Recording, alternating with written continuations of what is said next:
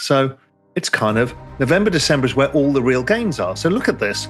Seasonality is you kind of make no money from like August all the way through to November. And then you make a shit ton of money into the end of the year. 암호화폐와 금융시장의 세계적인 전문가 리얼비전의 대표 라울 팔이 최근 발생한 청산 사태와 남은 2025년 암호화폐 시장의 흐름에 대한 분석을 내놓았습니다. 과연 앞으로 2달 동안 시장은 어떤 방향으로 움직이게 될까요? 지금부터 라울 팔의 핵심 메시지를 함께 살펴보시죠. Last week we had that gigantic liquidation. It was a fun Friday where everything broke. Now, that was a very interesting moment because that whole liquidation process was really a flash crash. We saw this in equities in 2010 when suddenly the system breaks and a bunch of things compound. And it was the automatic liquidations that compounded in the fact that the pricing oracles weren't working on Binance and the Athena depeg on Binance, not elsewhere, caused a whole bunch of ramifications. But really, that's all technical in nature. And as I wrote on Twitter, these things tend to recover quite quickly. We've got a couple of other factors coming on that means we might hang around for a little bit longer, but nothing to be concerned about. So just think of weakness as a gift, the business cycle. The business cycle is the daddy that drives earnings in the economy and is the kind of arbiter of economic growth. The business cycle has been lackluster. As you know, the ISM survey has been slow. The ISM survey is actually driven by liquidity, which leads by 6 months. Liquidity has been relatively choppy on a year-on-year basis, on a global basis, but ahead, we should start to see ISM grow. Note the little hook down in liquidity that's currently happening. Oh, that seems to correspond with other things that are going on right now, but that's a forward-looking thing. So liquidity has been pulling back somewhat, but we expect the business cycle to start to grow. Obviously, we've got this government shutdown. I'll come on to that in a sec. That may still kind of cause another month or two of weaker ISM because of the government sector. Maybe not. We'll have to wait and see. I'm indifferent to it because we know where it's going. And behind this indicator is probably 50 to show a lead on this. But what's important here is the GMI dominoes. And this is the liquidity cascade. Out in the future, in this lovely, attractive purple color, is the GMI Financial Conditions Index. That lives 9 months ahead of anything of the ISM. That is what leads it all. That's driven by interest rates. It's driven by commodity prices. It's driven by the dollar. And that has started weakening after a period of consolidation. So weakening here is this going up because it's inverted. So what we've got is easier financial conditions are going on. And we've seen that as rates have started to fall. So that is going on. That leads total liquidity by about 6 months. Now, there's a bit of a shifting lead lag here, but either way, we're expecting global liquidity to now follow GMI financial conditions. Does global liquidity have another down month?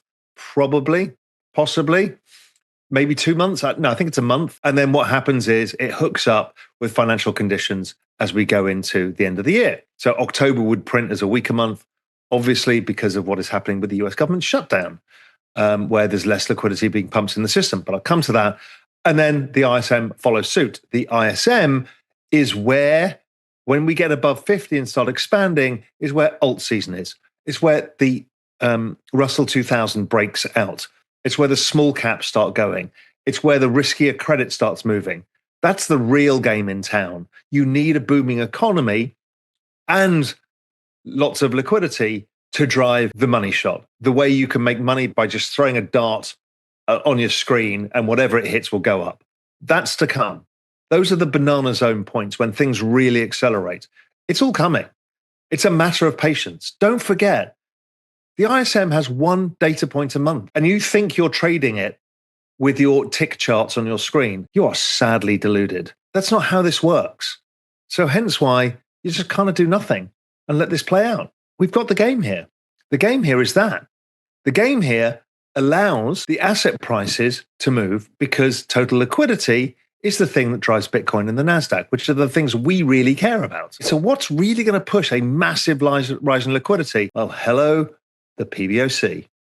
We've been using this chart of the Chinese central bank balance sheet, which is the only major government using their balance sheet right now, versus 10-year bond yields with like a 2-year lead. And it's been working perfectly. since we started pulling this out in 2022. And what it's suggesting is we're now in the acceleration of the use of the PBOC balance sheet. Balance sheets are like the most powerful force multiplier. Somebody's going to be using one somewhere. Back in 2017, it was the Chinese that drove the entire crypto cycle because the US was tightening rates and it was doing QT.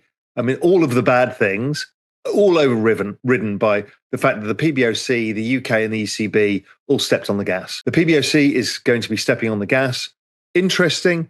Look when it peaks in 2026. That's super interesting. We also know that gold leads by a significant period of time, about 12 months versus ISM.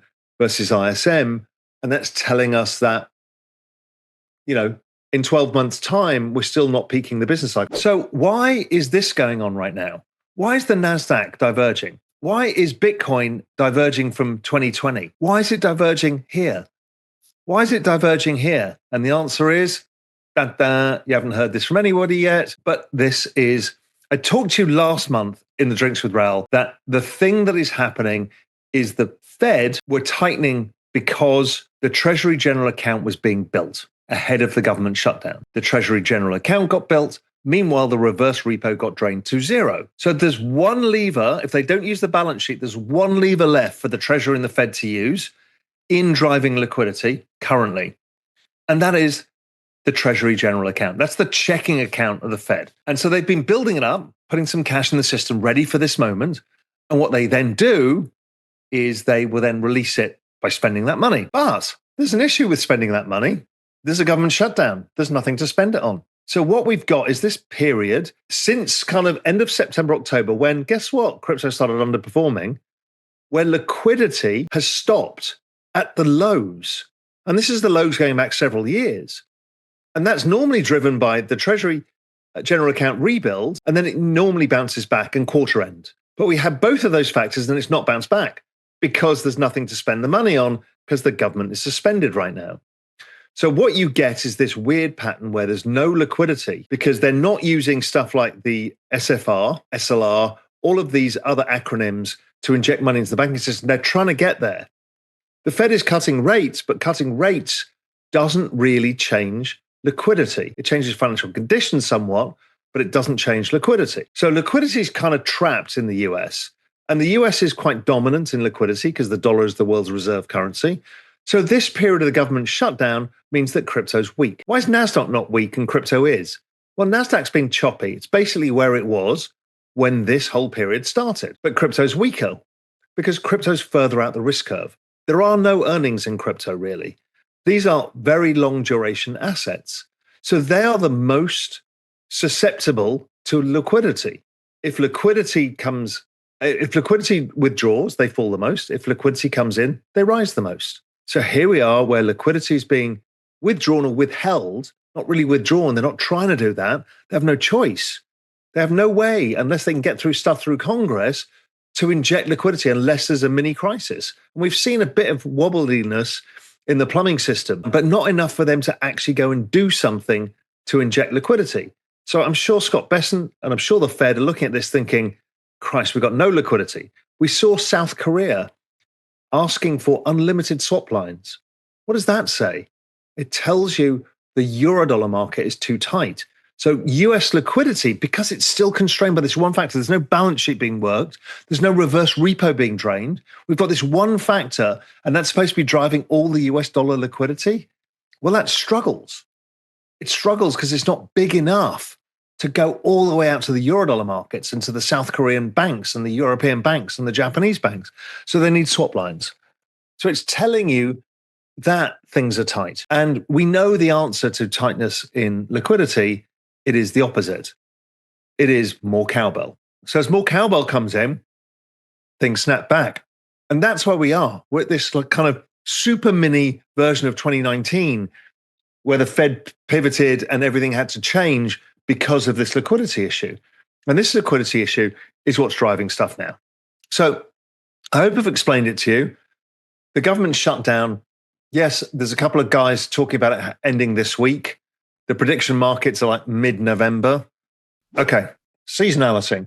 We're at a really good point in the seasonality chart. And You would imagine that we are now diverging from this because of repeat after me, the Treasury General Account and the government shutdown. Once that comes back in, we start climbing the curve to the end of the year. Does it start in November and we play catch up? Either way, we should have a back end of the year that's very strong. And in the end, you'll have forgotten all about this shit, much like we told you in April 2024, September 24, April 25. I mean, it's all the same shit. You forget about it after a while. Sorry, time for a vape. That's the seasonality. Remember, it's a liquidity-driven seasonality, and Bitcoin gets driven more than the Russell 2000, and it gets driven more than the NASDAQ. But the NASDAQ's more than the Russell 2000. That's where we are with the NASDAQ. So it's kind of November, December is where all the real gains are. So look at this. Seasonality is you kind of make no money from like August all the way through to November. And then you make a shit ton of money into the end of the year. Bitcoin. Oh, look, you don't really make any money all of September and October. And then somewhere in October, normally it's around the 16th, but this has been delayed because, repeat after me, the Treasury General Accounts and the government shutdown. It's been delayed a bit. And then you get November and December. These are the months that make all the money. Now, here it says, well, the market's normally peaking in the end of November. I would go back to this chart and say, I think this is more likely, where it peaks into January. And we've got many, many other charts that suggest it's like Jan, even Feb, where it peaks and then trades sideways into April or so and then goes higher again. So that's what we're looking at. 라울팔은 이번 시장 조정을 기술적 청산으로 인한 일시적 현상으로 분석했는데요. 그가 강조한 핵심은 결국 유동성의 흐름입니다. 현재 GMI 지수는 완화 국면으로 전환되어 있으며 글로벌 유동성이 점진적으로 확대될 것을 의미합니다. 그는 특히 ISM 지수가 50을 돌파하는 시점이 바로 알트 시즌의 본격적인 시작이 될 것이라고 설명했습니다. 라울팔은 현재 미국이 정부 셧다운과 재무부 일반 계정 축적으로 인해 단기적으로 유동성이 묶여 있고 이로 인해 암호화폐 시장이 상대적으로 약세를 보이고 있다고 분석했습니다. 그러나 그는 연말로 갈수록 계절적 패턴상 강한 랠리가 재개될 가능성이 높다고 내다봤는데요. 11월에서 12월은 전통적으로 유동성 기반의 상승 구간이며 이번에도 셧다운이 해소되고 유동성이 풀리면 시장 전반이 급반등할 것이라 예상했습니다. 결국 그는 현재의 조정을 대규모 상승 전에 숨 고르기로 해석하며 진짜 시장의 게임은 이제 막 시작되고 있다고 강조했습니다. 그리고 혹시 거래 수수료 절반을 다시 환급받는 방법 아직 모르시나요? 단 5분만 투자하면 평생 수수료 돌려받는 셀퍼럴 선택이 아닌 필수입니다. 자세한 내용은 영상 더보기란을 확인해보세요. What should you be doing? Buying. And not going, oh my God, it's going to die. Raoul said Sui's going to go up and he's a moron. And it's just like, it's terrible and I've got everything wrong and it's the worst thing. Nothing. When you look at the macro framework, you look at the longer term charts, you just say, well, I might as well turn my computer off and stop fucking around on X, looking at some traders saying the top is in. It's highly unlikely to be in. Highly unlikely because the macro's nowhere in. And I don't get it. I don't get all these people talking about it's the end of the business cycle. It's moronic to say that. It's the beginning of the business cycle, not the end. It cannot be the end of the crypto cycle if it is the beginning of the business cycle. It's as simple as that. 오늘 영상 도움이 되셨다면 구독, 좋아요 부탁드립니다. 감사합니다.